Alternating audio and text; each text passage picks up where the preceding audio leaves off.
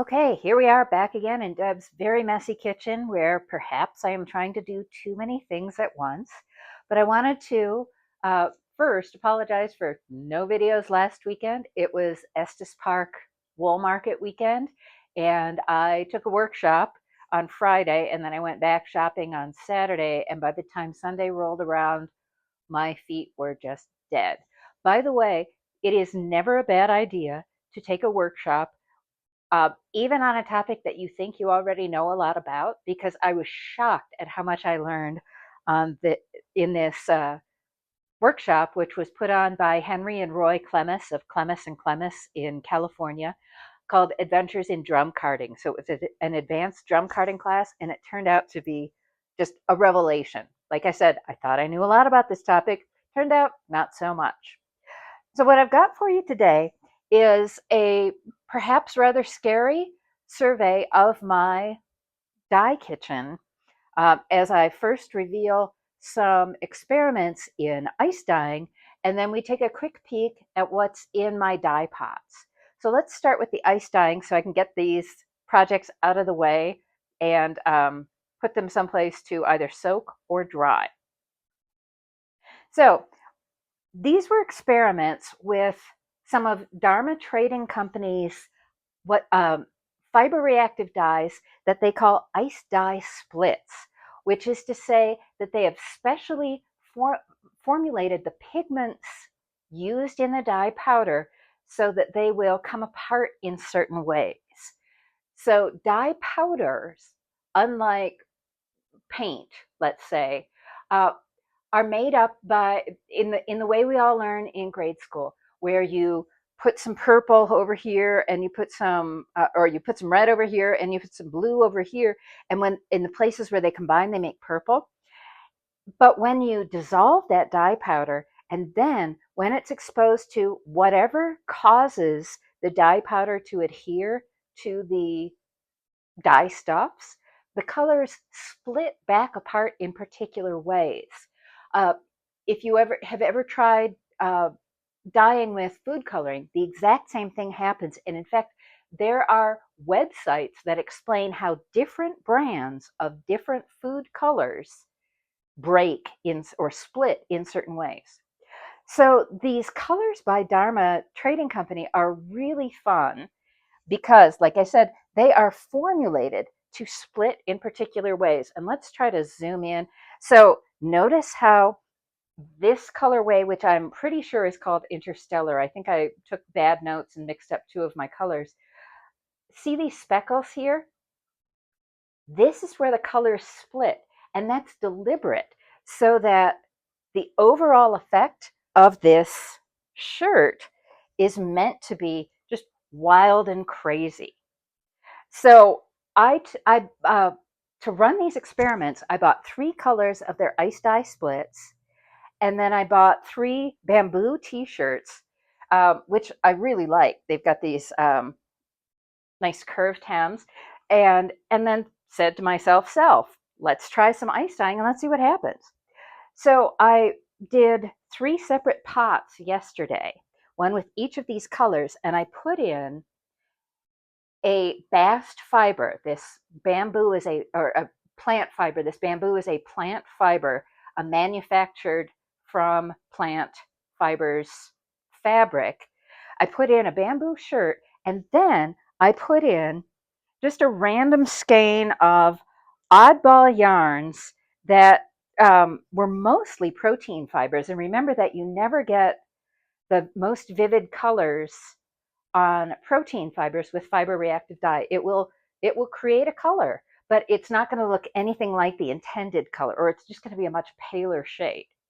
So on this particular example, I had spun some Polworth mohair tussa and some Falkland and plied them together. And I was thinking that the tussa silk would do something fun. But mostly what I wanted to see was if the splitting would be visible on the yarn skein the way it is on this fabric. And again, I want to zoom in on a particular part of this fabric just because it's really cool. I mean, if I could recreate this effect on a skein of handspun yarn, I would be in heaven, because it would mean that to speckle dye a hand spun skein of yarn, I would not have to play around with speckling options, which, as my she doesn't know this, but I think of her as my guru. As my guru Felicia Lowe says, can be a health hazard when you're exposed to dye powders over a long period of time. So in her book, actually in her classes at Sweet Georgia, School of Sweet Georgia, she recommends using a speckle box if you're going to speckle yarn a lot. And I thought, well, why not try it on yarn? And it turns out that it just does not have that kind of effect on a skein. What you do get some of with the ice dyeing are the variations in color, but you don't get the speckles. So live and learn. And this is why we experiment, to see what's going to happen. So this is, like I said, this is, I think, the colorway Interstellar. And I feel that, oh, yep, I've got the wrong, here we go. So I've got 400 skeins of this kind of rosy pinky yarn, and who knows what I'm going to do with it. It could be anything.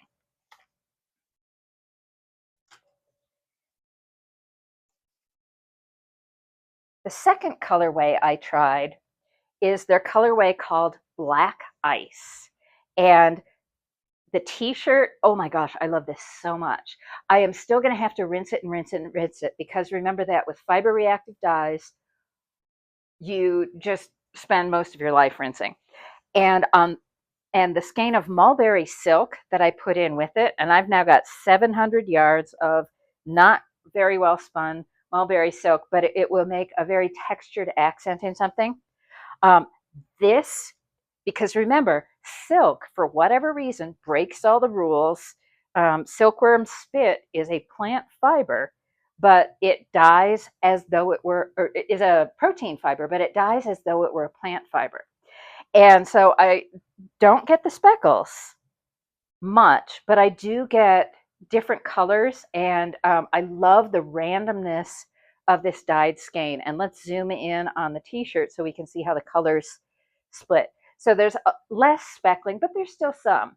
And again, this is just the easiest dyeing in the world. You just set up a tray and you put the dye stuffs in it, cover it, uh, uh, dye stuffs that have been pre-soaked in a soda ash bath, and then you cover the dye stuffs with ice, sprinkle the powder over the top, make sure that all the powder is wet before you walk away, because dye powder, oh my gosh, if you've got a fan on anywhere in the room, it's just, or any air movement at all in the room, and of course most rooms do have some air movement, you're not going to be very happy.